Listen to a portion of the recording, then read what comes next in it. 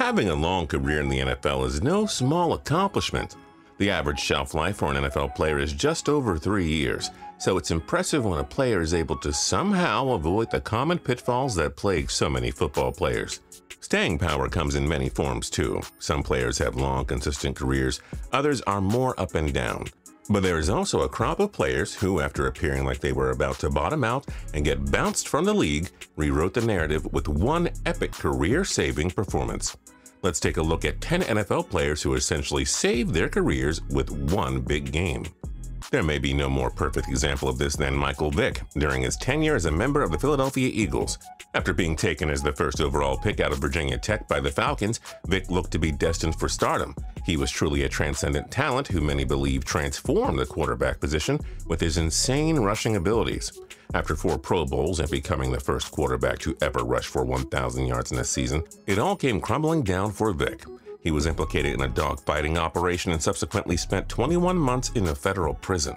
As a result, he was out of the league for 2 years. There was, however, one person who was willing to take a chance on Vick and give him a second opportunity. Andy Reid, who was the head coach of the aforementioned Eagles at the time. Vick didn't see much action in 2009, his first season back, but in 2010 an opportunity arose for him when starting quarterback Kevin Kolb went down with an injury, and Vick absolutely lit the world on fire in a way that saved his career and extended it for over half a decade. Vick spent his first few weeks of action getting his feet wet in the NFL again, but when Week 10 rolled around, he put on a performance that catapulted him back on track. He completed over 71% of his passes for 333 yards and 4 touchdowns, with no interceptions, not to mention adding 80 yards and 2 touchdowns on the ground. Simply put, he was insane. And while he certainly had some more turn-back-the-clock moments in Philly, this one stands alone as the one that re-established him in the NFL.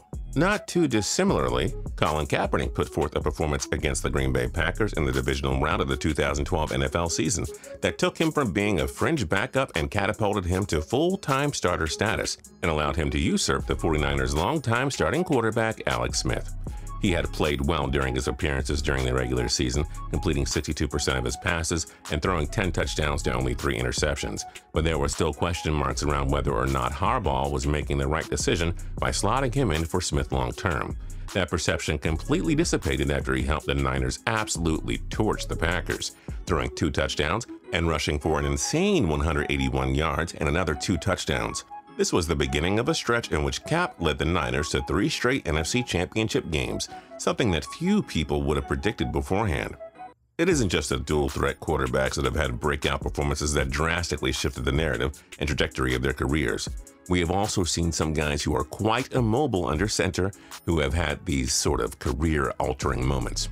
Take the 2 Drews, for example, Bledsoe and Brees, both of whom found themselves in dire need of a career facelift after hitting a skid. Working chronologically here, we will start with Bledsoe, who will go down as our generation's Wally Pipp. The former #1 overall pick for the 1993 NFL Draft had put together a nice professional career in New England, earning a few trips to the Pro Bowl and even leading the NFL in passing in 1994. But all that fell apart when he went out with an injury and a little-known guy named Tom Brady was slotted into his starting role. From that point, as they say, the rest is history. Brady went on to become the GOAT, and Drew was quietly sidelined for the rest of his Patriots career. His career did, however, span an additional 5 years after the New England days, largely because of the narrative change that happened after his Week 2 performance as a member of the Buffalo Bills against the Vikings in his first season after the Pats discarded him. He unloaded his frustrations on the Vikings, throwing for 463 yards and 3 touchdowns in a tightly contested 45-39 game, which put to bed the notion that Bledsoe was done in the NFL. Brees, on the other hand, was a former second-round pick out of Purdue. It may come as a surprise to some of our younger fans here, but Brees actually played for the then San Diego Chargers from 2001 until 2005, and there was a time period before he rose to glory in New Orleans that people legitimately thought that Drew was on his way towards being a complete bust. He was getting switched in and out with NFL journeyman Doug Flutie, which, no disrespect to Flutie, but that is shocking considering the difference in their 2 career trajectories. But none of that happened for Brees after his turning point performance against the Dallas Cowboys during Week 13 of his first season as a Saint, when he threw for 384 yards and 5 touchdowns, with an opportunity to get to the playoffs no less. This performance helped to solidify Brees' new existence in the league as the perennial Pro Bowler we watched tear up opposing defenses for the last 15 years. It's interesting that we have actually seen this happen with a few different signal callers over the years. They either change locations, hit a plateau in their career, or are trying to bounce back from injury, and it takes an earth-shattering performance for them to change the story that is being told. We have seen it with legends like Brett Favre and, well, let's call them lesser talents like Alex Smith and Nick Foles. Now, in Favre's case, it's not necessarily fair to neg him for where his career was at ahead of the 2009 NFL season. After all, Brett was going to turn 40 that season, and he had already played a Hall of Fame career. But things appeared to be headed downhill for the veteran signal caller. Not only had he been usurped in Green Bay by Aaron Rodgers, but he had an up-and-down season with the Jets in 2008, in which he threw just as many interceptions as he has touchdowns with 22 apiece. He was always a gunslinger, but even for Favre, that's not the kind of ratio that you were looking for. He did, however, get another chance in 2009 with the Packers' hated rivals, the Minnesota Vikings, and it was in Week 4 that Favre put together a performance that silenced his detractors and changed the narrative around his highly criticized second act. The Vikes were sitting 3-0 heading into the game, and Favre torched his former team, throwing 3 touchdowns and no interceptions in an impressive 30-23 victory. Putting up numbers was never Favre's issue, but watching him convincingly defeat the Pack while protecting the football completely changed the story. Unfortunately, injuries caught up with him, so his career only lasted another season and a half, but it may not have even lasted that long had it not been for his big outing against his former team. Smith and Foles will likely never end up in Canton like Favre, but they both have had decade-plus careers, largely because of epic performances they put forth on the grand stage. Smith's came in 2015 as a member of the Chiefs when he put forth a beastly performance against the then Oakland Raiders in Week 15. Heading into the season, Smith was seen as a major reclamation project after he lost his job in San Francisco. And even though the Chiefs were on the edge of making the postseason in their first season with him as the signal caller, the media and fans alike were critical of Smith, tagging him as a game manager who was more so a beneficiary of Andy Reid's system and a quality roster in KC. But he put all that to bed and extended his career in a big way by torching the Raiders for 287 yards, 5 touchdowns, and 0 interceptions in a barn burner to help clinch a postseason berth. Foles, on the other hand, well, his big performance was not just in a big game, but the biggest game of the season as well as his career, Super Bowl 52. Not only did Foles outduel Tom Brady, the GOAT himself, throwing for 3 touchdowns and nearly 400 yards, but he also connected with Zach Ertz for the go-ahead touchdown with 2 minutes left in the game. Now, it hasn't worked out for him as a full-time starter in the time since, but you can bet his last dollar that as long as he wants to, Foles will be able to get work in the NFL because of his Super Bowl MVP. The Foles family will be living off of that performance for generations. It's not just the signal callers who get to have those sort of career-changing performances, though.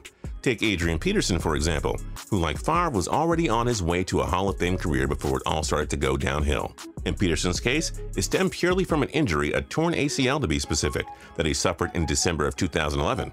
Through 12 games that year, he had already racked up nearly 1,000 yards, but as a running back nearing 27 years old, he wasn't exactly a spring chicken. And people started to doubt that he would ever be the same.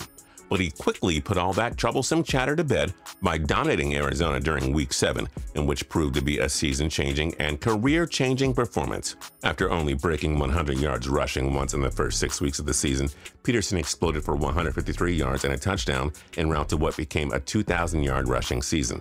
It may be hard to believe knowing what we know now, but there were serious murmurings that he was done, and instead he went on to have 4 more 1,000-yard seasons and earn tens of millions of more dollars. I have to think he sent the Cardinals brass a thank you card after he realized the impact that game had.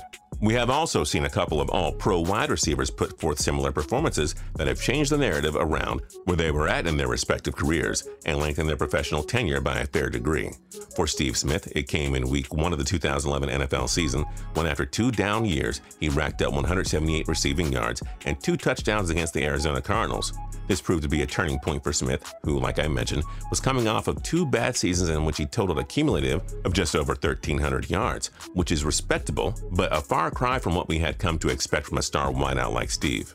The second All-Pro receiver and final entry on our list, Randy Moss, found his career-shifting performance in 2007 during his first season as a member of the New England Patriots. As crazy as it sounds, people believed Randy's best days were behind him, as he had been wasting away in Oakland and slowly building a negative reputation for taking plays off. It got to the point that people genuinely believed that he might be on his way out of the league. All that changed during Week 1 against the Jets when he showed just how much he had left in the tank hauling in 9 receptions for 183 yards and a touchdown. All of a sudden, he went from being a possible burnout that people couldn't believe New England was interested in, right back into his all-pro form and a true go-to receiver for Tom Brady and what many believe was one of the single best offensive units of all time. Thanks for watching. If you're new here and you haven't subscribed yet, feel free to do so by hitting that subscribe button down below. If you liked the video, then hit the like button. We'd really appreciate it. And until next time, tune in to TPS every single day for more cool videos. We'll see you.